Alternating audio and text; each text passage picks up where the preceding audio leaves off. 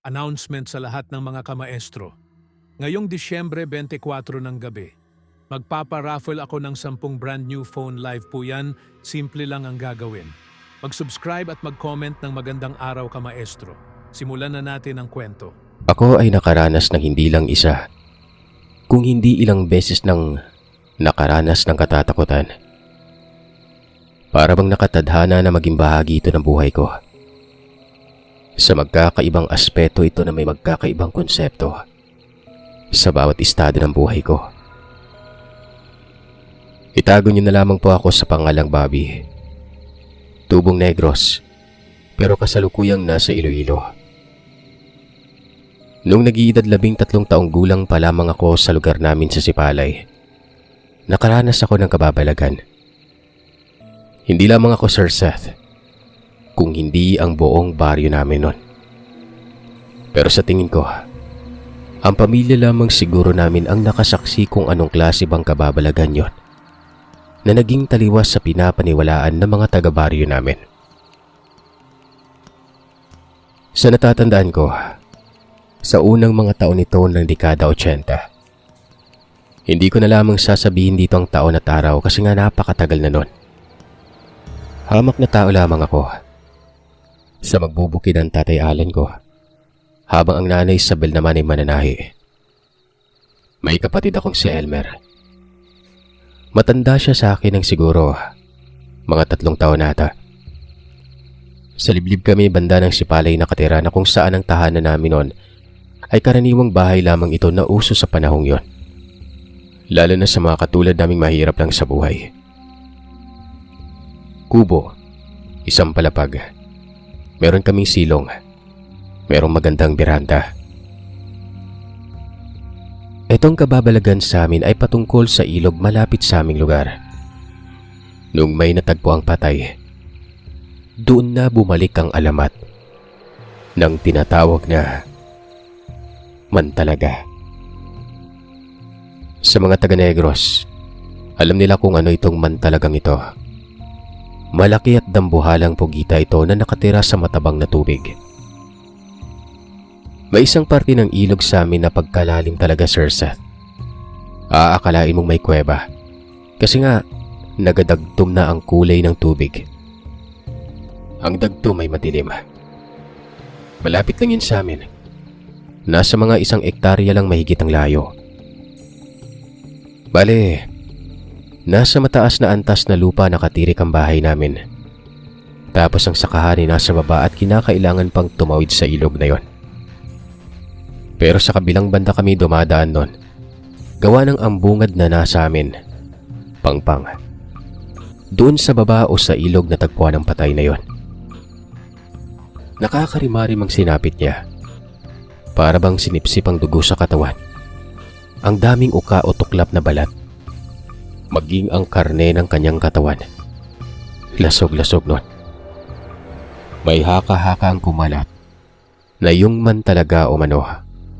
Lumaki ng lumaki, tapos ay hindi na isda ang kinakain, kung hindi yung mga mapapadakong tao ron.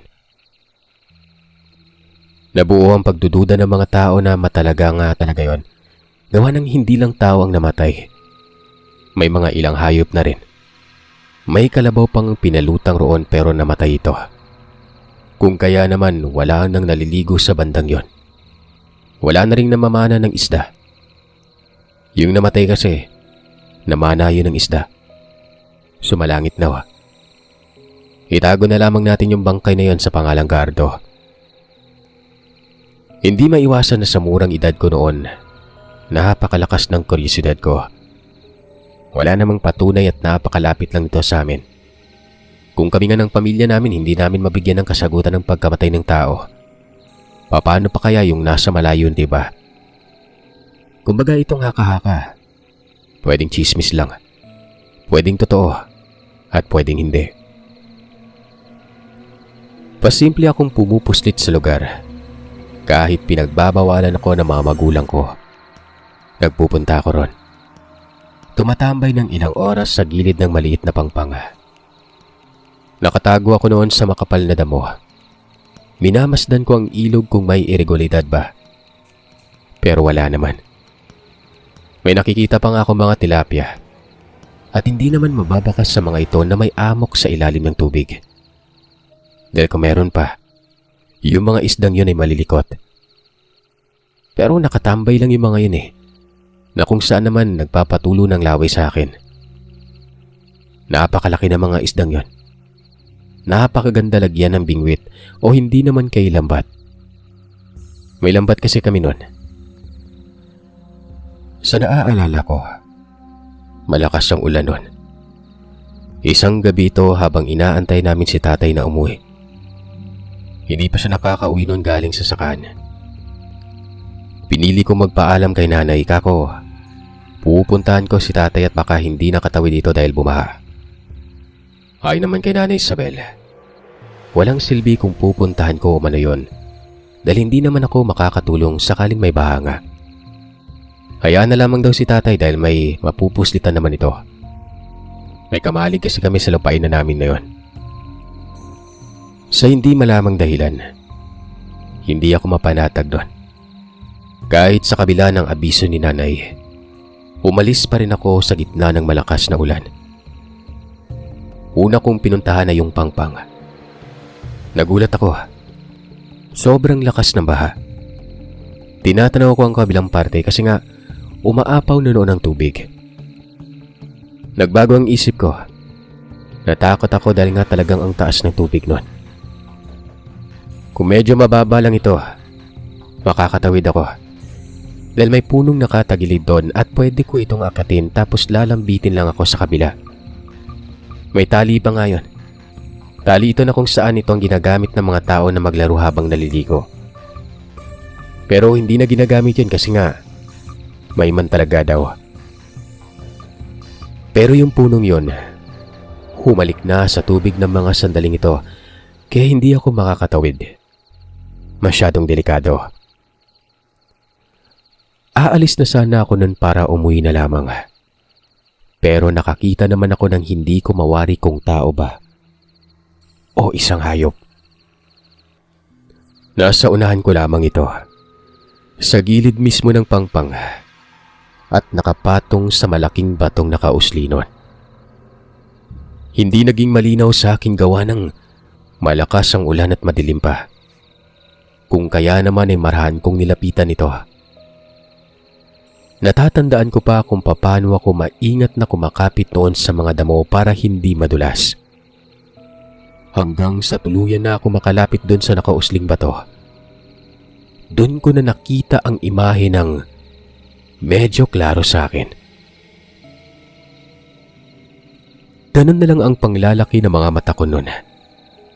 Isang babae at nakahubot-hubad ito, Sir Seth.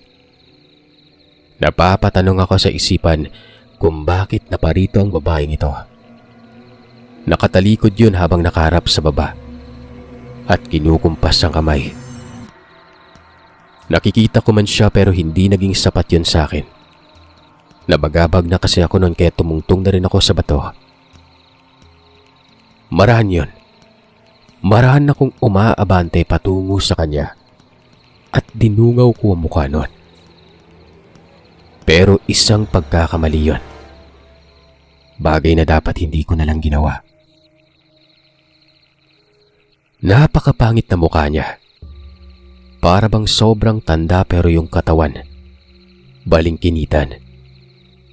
Yung buhok ay gumagalaw-galaw ito. Basa ito ng ulan pero parang mga bulate na gumagalaw yon.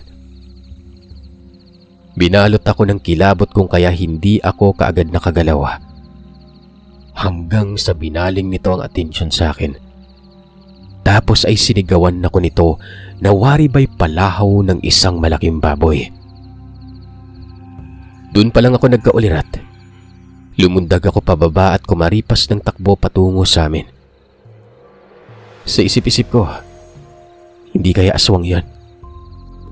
Ganun lang ang tumatakbo sa diwa ko noon. Hanggang sa nakarating ako sa bahay. Hindi ko naman sinabi kay nanay. Tiyak pagagalitan ako nito. Hindi niya kasi alam na umalis ako sa gitna ng malakas na ulan. Kung kaya naman doon na lang sa kapatid ko na si Elmer. Kako, may nakita akong aswang sa tapat ng pangpanga. Nakapatong doon sa kung saan dito kami dati pumupuslit kapag namimingwit. Napakunot ang mukha ng kapatid ko. Pinagalitan ako nito pero hindi niya ako sinumbong kay nanay. Mabuti o manong walang nangyari sa akin noon. Aswang daw yun ayon sa kapatid ko. Ito na rin ay dahil sa tatay namin. At yung aswang na yon, nakatira lang mismo malapit sa amin. Apo daw ito ng manghihilot na nakatira sa ibabaw ng bundok. Ardea ang pangalan at galing itong Mabinay. Yun numano ang pumatay kay Gardo, na pinaniniwala ang namana lang ng isda sa ilog nun. Nagpatuloy sa pagsasalaysay ang kapatid ko. Yung namatay daw sa ilog, manyakis daw yon, abusado at kawatan. Mabuti na lamang at pinatay umano ng dalagang aswang. Ang sabi ko naman, hindi dalagang nakita ko kung hindi mukhang matanda na. Hindi mo alam kung anong kayang gawin ng aswang. Maitago lang yung pagkatao nito. Huwag mo ipagsabi yung kinento ko sa'yo, ha. Ako man natatakot pero di ako nakikialam. Total, wala naman itong ginagawa sa atin. Sabi ni Kuya Elmer noon. Napakagulo ng isip ko noon. Kakaiba din naman kasi ang lugar na yon. Sa unang tingin ay mapapaisip talaga kayong pinamumugaran ito ng lamang lupa. At hindi man talaga. At syempre Sir Seth, kung aswang man ang usapin, paano yung namatay na kalabaw? Paano yung mga natagpo ang mga hayop na kung saan malapit lang din doon sa ilog na yon? Tinanong ko ito kay Kuya. At doon ko nalaman na si Gardo umano ang kumikitil sa mga hayop. Pinagtitripan umano ang ipinupuslit ng mga hayop sa ilog. Mabuti na nga lang daw na pinatay ito ng aswang para wala nang abusado pa. Mantakin niyo Sir Seth, ang daming alam ng kapatid ko. Samantalang ako, kahit sobra akong mapang-usisa, ay hindi ko alam ang nangyayari sa paligid nun. Mas marites pa pala itong kapatid ko. Tinanong ko siya kung saang lupalop niya nakuha ang impormasyon. Kako kay tatay ba? Tumango ito.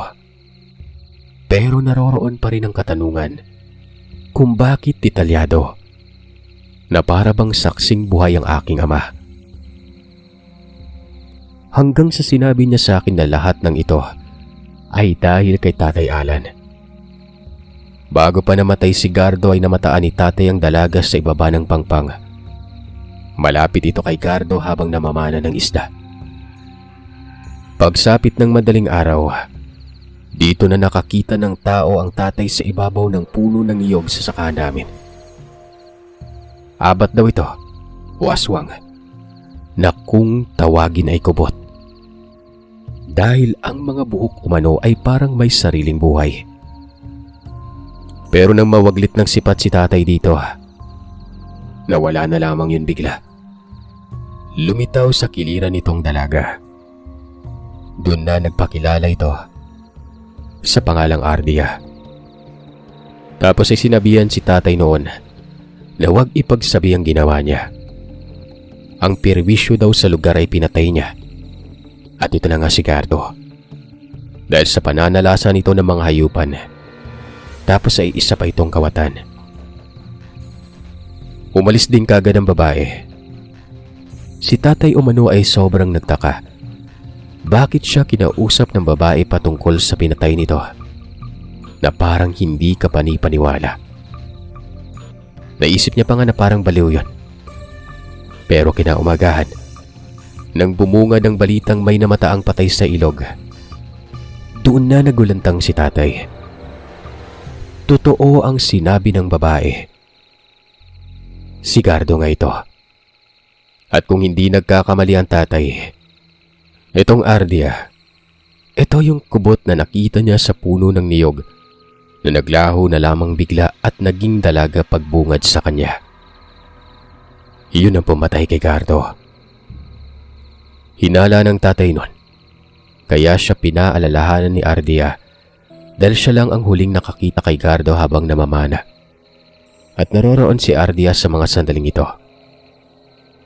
Alam na din ni nanay ang nangyari pero pinili ni tatay na abisuhan na huwag ipagsabi sa kahit kanino.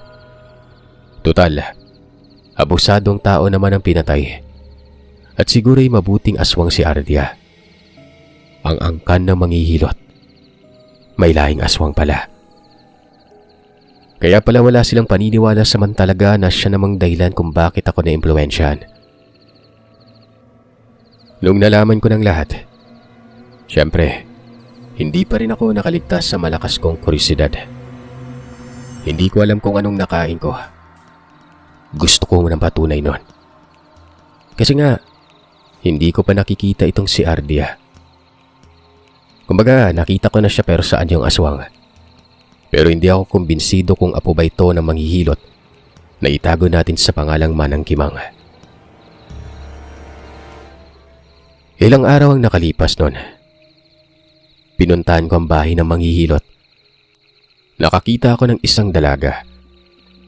Bago pa lamang siya sa paningin ko. Totoo palang may apo si Manang Kimang at sa isip-isip ko, baka ito na yung aswang. Hindi naman sa pagmamalabis pero may itsura ito. Morena at balingkinita ng katawan. Mahaba din ang buhok na hanggang bewang. Naroroon na ang pangamba ko noon. Bukod sa yun pa lang ang mga sandaling nagpunta ako ron. Tapos ay lahing aswang ang nakatira sa lugar. Hindi na iba sa akin ang aswang at mga kababalagan. Noon pa man, nakagisnan ko na ito sa mga magulang ko. Pero dahil sa sanay ako sa liblib ay hindi ako gaanong natatakot. Pero hindi maalis-alis sa isipan ko na ang mga nilalang ay pumapatay talaga ng tao noon. Pasimple akong dumaan noon at nang makubinsi ko ang sarili ko na may apo nga ang manghihilot, umuwi na ako. Sa natatandaan ko, hapon yon. Malaya akong nakakagala eh. Tapos na ako sa mga gawain ko sa araw-araw. At kung hindi din ako nagkakamali, kagigising ko lang noong mula sa pagtulog tuwing tanghali. Papauwi na ako noon nang bigla na lamang makasalubong ko itong si Ardia. Nagulat ako. Papanong masasalubong ko, nakita ko namang kasama ito ng matanda doon sa bahay niya. Kitang-kita ko yun nung pabalik na ako. Gumilid ako noon. Pero nang matapat na sa akin si Ardia, ay bigla na lamang yung huminto at nagsalita. Ang sabi nito, saglit lamang umano at may sasabihin siya. Ako naman noon ay nagdadalawang isip. Sa ganoong estado, Sir Seth, nakatatakot na ang nilalaman ng isipan ko. Kinikilabutan na ako. Hindi ako nagsalita. Bagkos ay dumiretso lamang ako nun. Pero tinawag niya ang pangalan ko at sinabing, makinig daw ako sa kanya. Medyo may kabigatan ng boses nito kung kaya't sumirit na ako ng takbo nun. Nilingon ko ang likuran ko. Wala nang dalaga. Doon ako huminto at sinipat kung nasaan na ito. Malinaw na wala na siya ron sa kinatatayuan niya. Ang ipinagtataka ko nun, papanong nawala ng ganun kabilis? At kung nagtago man ito o hindi naman kaya ay umuwi na, makikita ko pa rin dapat yon. Pero bigla na lamang itong naglaho. Kung kaya naman, lumakas lalo ang pagkabog ng dibdib ko. Ang layo pa naman ng bahay namin. At kahit magsisisigaw ako noon ay imposibleng marinig kagad ako. Isa pa, si nanay lang ang nasa bahay. Tapos may pagkabingi pa yon. Hanggang sa narinig ko na lamang bigla ang boses ni Andrea. Ganun na lang ang panlalaki ng mga mata ko. Nagtayuan ang lahat ng balahibo ko sa katawan. At mas bumilis pa ang pagkabog ng dibdib ko nun. Ang boses ay nasa gilid ko lang. Paglingon ng paglingon ko, nakikita ko ang nakatayong imahe. Para na akong masusuka sa nervyos nun. Hanggang sa nagsalita muli si Andrea. Ang sabi nito, Bakit umano ako tumatakbo? May kinatatakutan ba umano ako? Bumuntong hininga ako noon at pinakalma ang sarili. Hinarap ko siya. Nakangiti ito sa akin. Maamo ang kanyang mukha. Umiling ako at sinabi kong nagmamadali lamang ako kaya ako tumatakbo. Ay naman kay Ardia sa akin, huwag ko daw ipagsasasabi ang mga nakita ko kamakailan noong malakas ang ulan. Alam daw niya na nalaman ko na ang katotohanan. Bagay din na gano'n ang nangyari sa aking ama. Matapos malaman ang nakakubli sa pagkatao ni Ardia noon, sinabihan niya din itong huwag ipagsabi sa iba. Mabuti daw siya sa kabila ng pagiging aswang. Aminado man siyang pumatay noon sa lalaking natagpuan sa ilog. Katunayan, ang naging dahilan kung bakit siya napadako sa lugar umano ay dahil sa kanyang lola. Dinalaw daw siya nito sa Mabinay para papuntahin sa lugar para alamin kung sino itong abusadong namimerwisyo ng mga hayop. Napagkakamalan na kasi si Manang Kimang noon sa hindi pa namatay si Gardo kasi duda ang mga tao na si Manang Kimang dahil nga aswang daw ito. Alam niyo bang itong si Manang Kimang lang din ang nagpakalat ng balitang baka man talaga? Siguro pangdepensa ito sa kanyang sarili. Sa bagay, kung titingnan talaga itong si Manang Kimang, parang mambabarang. Tapos ang tindi nitong makatitig. Para bang laging may kaaway. Pero ang totoo, napakabait nito. Nakita daw ni Ardia na pinatay itong kalabaw na ito. Pinalo sa batok. Tapos nang mahimatay ang kalabaw ay pinagsasaksak ito. Umaga nangyari yun. At si Gardo ang salarin. Minatsyaga ni Ardia si Gardo. Humanap siya ng tiyempo. Ilang araw din yon. Kaya nalaman niya lahat ng kabulastugan nito maliban sa pananalasa ng hayop. Kawatan, abusado, at manyakis pa. Ultimong si Ardia ay hinipuan ni Gardo. Ang ginawa ng dalaga ay inakit niya ito. Sinabi niya rito na mamana sila sa ilog. Ito namang si Gardo. Kumagat kaagad. Sa sobrang pilyo ay pinili pa nito ang mamana ng palubog ng araw. Para bang may plano talagang gawin kay Ardia. Pero ang hindi niya alam, si Ardia palang may plano sa kanya. Saktong pagkakataon na yon. Pero nagkakataong naroon pa rin umano ang tatay ko. Nakita si Ardia na nakatambay sa ilog habang namamana si Gardo. Pero yun ang inaantay din ni Ardia. Kaya tinuloy niya na lamang talagang hakbang. Sa kanya na lang re-resolve ng problema pagkatapos ng lahat nun. Naniwala ako kay Ardia dahil tugma ito sa mga sinabi sa akin ng kapatid ko. Naisip ko na mabuting tao ito kahit na aswang pa. Kung kaya naman matapos sabihin ng dalaga yon, nabura yung pagkatakot ko. Marami kaming napag-usapan. May malakas na sense of humor itong dalaga. Marunong makipagbiruan. Basta casual na lamang na para ding tao. Hindi ko alam na yung mga sandalin yon. Mitsa yon sa pagiging magkaibigan namin. 17 taong gulang na si Ardia ng mga panahon na ito. Makikita na sa kanya ang ganap na pagkababae. Madalas siyang nagpapakita. Gabi man o hindi. Naisip ko na baka binabantayan ako kasi nga bata pa ako at basa pang bibig ko. Yung basa yung bibig sa amin, ibig sabihin, palakwento, tsismoso. Kung minsan ay nagugulat na lamang ako dahil makakarating si Ardia sa kung saan ako nagtutungo. Hindi ko alam kung doon ba siya nagmumula o sinundan niya talaga ako. Basta kapag bubunga dito sa akin ay pangiting-iting kinakamusta pa ako noon. Lahat ng mga kaganapang pagkikita namin at pag-uusap, iniingatan ko ito. Ultimong sa mga magulang ko ay hindi ko sinasabi. Maging sa kapatid ko nga na dati bukas na bukas ako makipag-usap. Pero sa mga panahong yun, malaki yung pinagbago ko. Siguro ay natatakot lamang ako noon na baka taluhin ako nitong si Andrea. Isang hapon nun, habang ako lang ang mag-isa sa bahay, dumating itong si Ardia para bang alam na wala akong makakasama. Sumulpot na lamang itong bigla sa likod ng bahay habang nagdidilig ako noon ng mga punlang himelena. Tinanong ko siya kung anong sadya niya sa akin. Ang sabi niya naman wala umano. Napadaan lang umano siya at nakita niya ako kaya lumapit siya noon. Kumunot ang mukha ko. Bakit saktong wala pa talaga ang mga magulang ko? Medyo kinabahan pa nga ako at baka papatayin ako nito eh. Kaya naman sinabi ko sa kanya na kung may balak man siyang masama, maawa siya sa akin. Nakatikim ako ng kaltok sa ulo.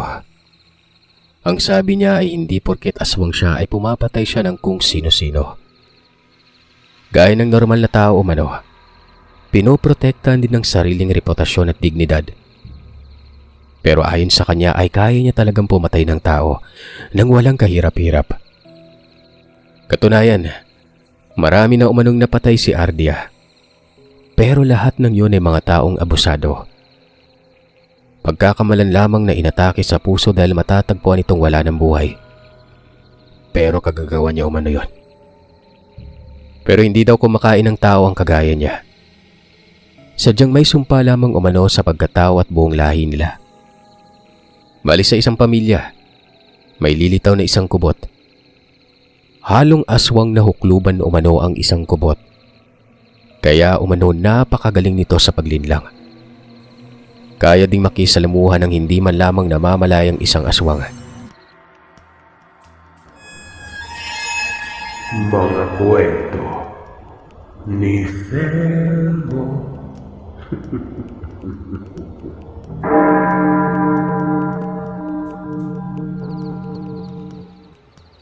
Mapagpalang araw, Sir Seth. Lalo na sa mga tagapakinig nyo. Noon pa ako nakasubaybay sa mga kwentong nakalapag sa iba't ibang channel. Kahit simpleng kwento lang, may lalarawan mo na sa isip mo mga pangyayari. Kumbaga, makikita mo na sa pamamagitan ng isipan mo ang bawat kataga, kahit nilubag pa o hindi.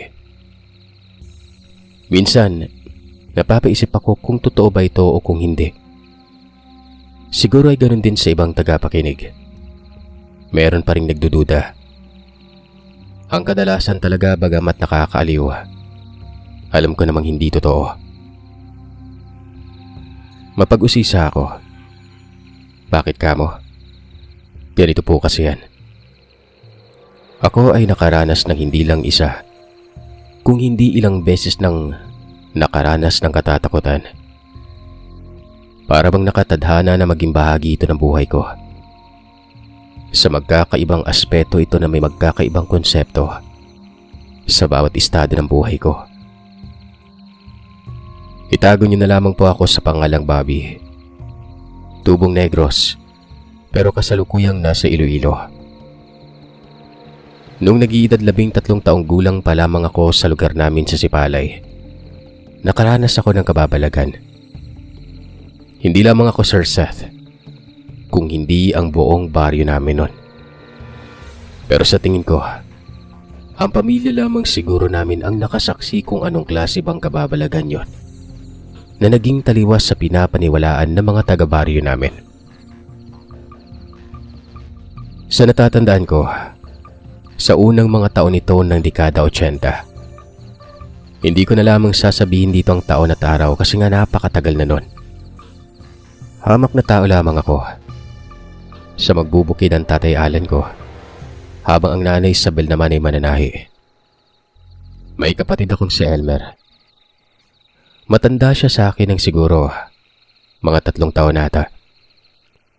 Sa liblib kami banda ng Sipalay nakatira na kung saan ang tahanan namin noon ay karaniwang bahay lamang ito na uso sa panahong yon. Lalo na sa mga katulad naming mahirap lang sa buhay. Kubo, isang palapag. Meron kaming silong. Merong magandang beranda. Itong kababalagan sa amin ay patungkol sa ilog malapit sa aming lugar. Nung may natagpo ang patay, doon na bumalik ang alamat ng tinatawag na man talaga. Sa mga taga-Negros, alam nila kung ano itong mantalagang ito. Malaki at dambuhalang pugita ito na nakatira sa matabang na tubig. May isang parte ng ilog sa amin na pagkalalim talaga, Sir Seth. Aakalain mong may kuweba. Kasi nga, nagadagtom na ang kulay ng tubig. Ang dagtom ay madilim. Malapit lang yun sa amin. Nasa mga 1 ektarya lang mahigit ang layo. Bale, nasa mataas na antas na lupa nakatirik ang bahay namin. Tapos ang sakahan ay nasa baba at kinakailangan pang tumawid sa ilog na yon. Pero sa kabilang banda kami dumadaan nun. Gawa ng ambungad na nasa amin. Pangpang. Doon sa baba o sa ilog na tagpuan ang patay na yon. Nakakarimarim ang sinapit niya. Para bang sinipsip ang dugo sa katawan. Ang daming uka o tuklap na balat. Maging ang karne ng kanyang katawan. Lasog-lasog nun. May haka-haka ang kumalat na yung man talaga o mano. Lumaki ng lumaki tapos ay hindi na isda ang kinakain kung hindi yung mga mapapadakong tao ron. Nabuo ang pagdududa ng mga tao na matalaga nga talaga yon. Gawa ng hindi lang tao ang namatay. May mga ilang hayop na rin. May kalabaw pang pinalutang roon pero namatay ito. Kung kaya naman wala nang naliligo sa bandang yon. Wala na rin namamana ng isda. Yung namatay kasi, namana yun ng isda. Sumalangit na wa. Itago na lamang natin yung bangkay na yon sa pangalang Gardo. Hindi maiwasan na sa murang edad ko noon, napakalakas ng kuryosidad ko. Wala namang patunay at napakalapit lang ito sa amin. Kung kami nga ng pamilya namin hindi namin mabigyan ng kasagutan ng pagkamatay ng tao, paano pa kaya yung nasa malayo, diba? Kumbaga itong haka-haka, pwedeng chismis lang, pwedeng totoo, at pwedeng hindi. Pasimple akong pumupuslit sa lugar, kahit pinagbabawalan ako ng mga magulang ko. Nagpupunta ako ron. Tumatambay ng ilang oras sa gilid ng maliit na pangpang. Nakatago ako noon sa makapal na damo. Minamasdan ko ang ilog kung may irregularidad ba. Pero wala naman. May nakikita pa nga ako mga tilapia. At hindi naman mababakas sa mga ito na may amok sa ilalim ng tubig. Dahil kung meron pa, yung mga isdang yun ay malilikot. Pero nakatambay lang yung mga yun na kung saan naman nagpapatulo ng laway sa akin. Napakalaki ng mga isdang yon. Napakaganda lagyan ng bingwit o hindi naman kay lambat. May lambat kasi kami nun. Sa naaalala ko, malakas ang ulan nun. Isang gabi ito habang inaantay namin si tatay na umuwi. Hindi pa siya nakakauwi nun galing sa sakahan. Pinili ko magpaalam kay nanay, kako. Pupuntahan ko si tatay at baka hindi nakatawid dito dahil bumaha. Ay naman kay Nanay Isabel, walang silbi kung pupuntahan ko o mano yun dahil hindi naman ako makakatulong sakaling may baha nga. Hayaan na lamang daw si tatay dahil may mapupuslitan naman ito. May kamalig kasi kami sa lupain na namin na yun. Sa hindi malamang dahilan, hindi ako mapanatag doon. Kahit sa kabila ng abiso ni nanay, umalis pa rin ako sa gitna ng malakas na ulan. Una kong pinuntahan ay yung pangpang. Nagulat ako. Sobrang lakas ng baha. Tinatanaw ko ang kabilang parte kasi nga umaapaw na noon ang tubig. Nagbago ang isip ko. Natakot ako dahil nga talagang ang taas ng tubig noon. Kung medyo mababa lang ito, makakatawid ako. Dahil may punong nakatagilid doon at pwede ko itong akyatin tapos lalambitin lang ako sa kabila. May tali pa nga yun. Tali ito na kung saan ito ang ginagamit ng mga tao na maglaro habang naliligo. Pero hindi na ginagamit yun kasi nga may man talaga daw. Pero yung punong yun, humalik na sa tubig ng mga sandaling ito kaya hindi ako makakatawid. Masyadong delikado. Aalis na sana ako nun para umuwi na lamang. Pero nakakita naman ako ng hindi ko mawari kung tao ba o isang hayop. Nasa unahan ko lamang ito, sa gilid mismo ng pangpang at nakapatong sa malaking batong nakausli nun. Hindi naging malinaw sa aking gawa ng malakas ang ulan at madilim pa. Kung kaya naman ay marahan kong nilapitan ito. Natatandaan ko pa kung paano ako maingat na kumakapit noon sa mga damo para hindi madulas. Hanggang sa tuluyan na ako makalapit doon sa nakausling bato. Doon ko na nakita ang imahe ng medyo klaro sa akin. Ganun na lang ang panglalaki ng mga mata ko noon. Isang babae at nakahubot-hubad ito, Sir Seth. Napapatanong ako sa isipan kung bakit naparito ang babaeng ito. Nakatalikod yun habang nakaharap sa baba at kinukumpas ang kamay. Nakikita ko man siya pero hindi naging sapat yun sa akin. Nabagabag na kasi ako noon kaya tumungtong na rin ako sa bato. Marahan yun. Marahan akong umaabante patungo sa kanya at dinungaw ko ang mukha noon. Pero isang pagkakamali yun. Bagay na dapat hindi ko na lang ginawa. Napakapangit na mukha niya. Para bang sobrang tanda pero yung katawan, balingkinitan. Yung buhok ay gumagalaw-galaw ito. Basa ito ng ulan pero parang mga bulate na gumagalaw yon. Binalot ako ng kilabot kung kaya hindi ako kaagad nakagalaw. Hanggang sa binaling nito ang atensyon sa akin. Tapos ay sinigawan ako nito na waribay palahaw ng isang malaking baboy. Doon pa lang ako nagkaulirat. Lumundag ako pababa at kumaripas ng takbo patungo sa amin. Sa isip-isip ko, hindi kaya aswang yan. Ganun lang ang tumatakbo sa diwa ko noon. Hanggang sa nakarating ako sa bahay. Hindi ko naman sinabi kay nanay. Tiyak pagagalitan ako nito. Hindi niya kasi alam na umalis ako sa gitna ng malakas na ulan. Kung kaya naman doon na lang sa kapatid ko na si Elmer. Kako, may nakita akong aswang sa tapat ng pangpang. Nakapatong doon sa kung saan dito kami dati pumupuslit kapag namimingwit. Napakunot ang mukha ng kapatid ko. Pinagalitan ako nito pero hindi niya ako sinumbong kay nanay. Mabuti o manong walang nangyari sa akin noon.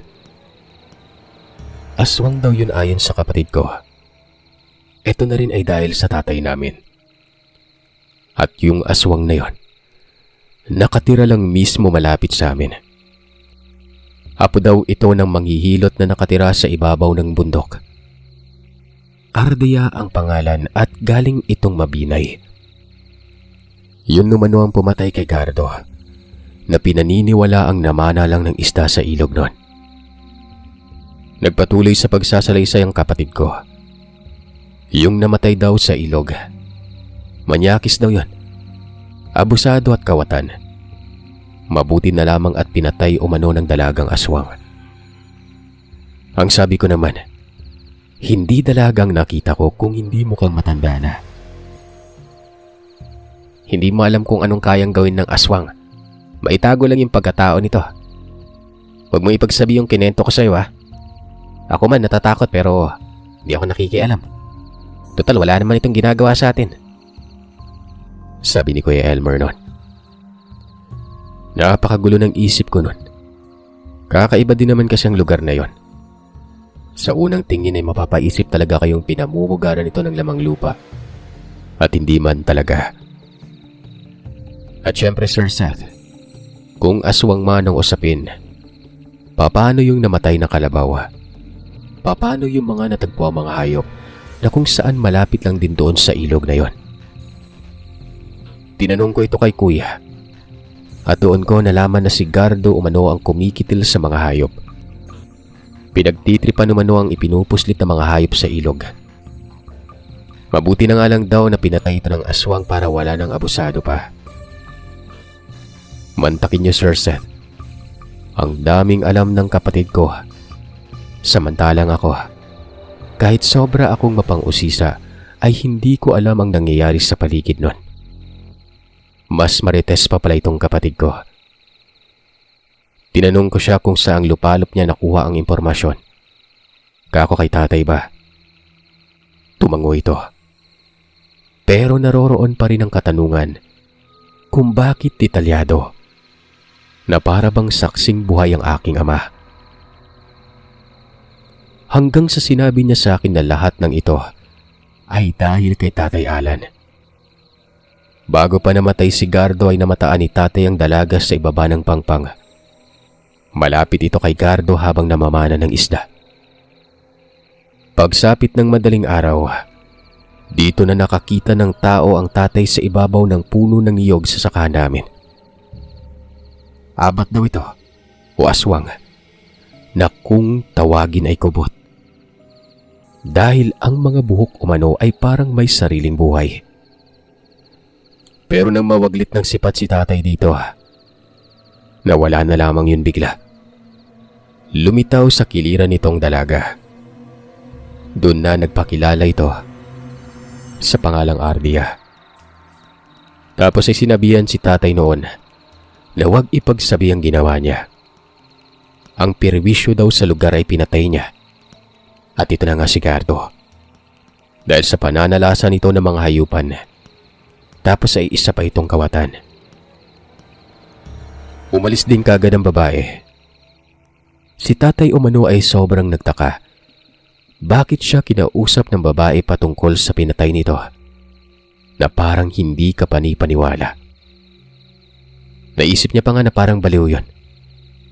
Pero kinaumagahan, nang bumungad ang balitang may namataang patay sa ilog, doon na nagulantang si tatay. Totoo ang sinabi ng babae. Si Gardo nga ito. At kung hindi nagkakamali ang tatay, itong Ardia, ito yung kubot na nakita niya sa puno ng niyog na naglaho na lamang bigla at naging dalaga pagbungad sa kanya. Iyon ang pumatay kay Gardo. Hinala ng tatay nun, kaya siya pinaalalahanan ni Ardia dahil siya lang ang huling nakakita kay Gardo habang namamana. At naroroon si Ardia sa mga sandaling ito. Alam na din ni nanay ang nangyari